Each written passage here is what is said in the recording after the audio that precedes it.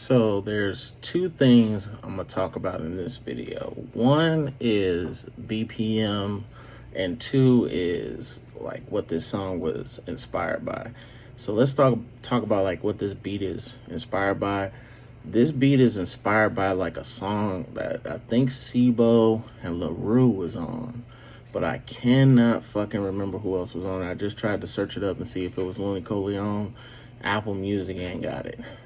So if y'all remember the song that this is like loosely based off of, fucking points and cookies for you. But I want to talk about like BPM ranges, like, because sometimes you'll make a beat, right? And you think, that there's these rules that people have established for, BPMs. And, the BPM range for West Coast beats is about 80 to 105, 110 on the high end. But like sometimes you got to get in them trap ranges to make a beat work, because if you don't, then it's not going to come out the way that you want it to. And I was fiddling around with the BPM for this for a long time, and it just would not fit in the BPM rep range that I wanted, or rep range, not rep range, the BPM beat range that I wanted it to. And so I had to turn this shit up to 165. So let's get to the beat, shall we?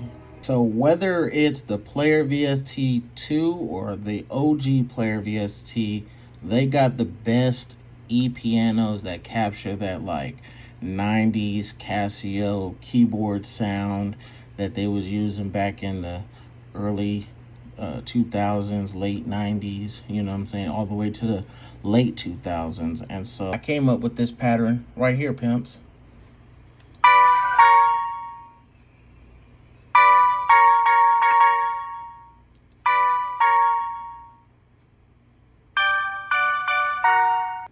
Then the next thing we added was the bass. So we started off with the 415 bass.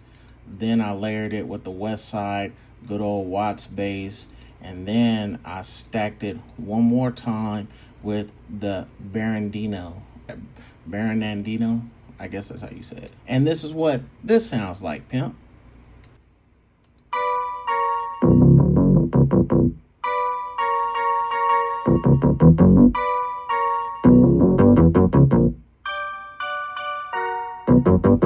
Then we added some ear candy, aka accents, with some orchestral elements, and this is what this sounds like.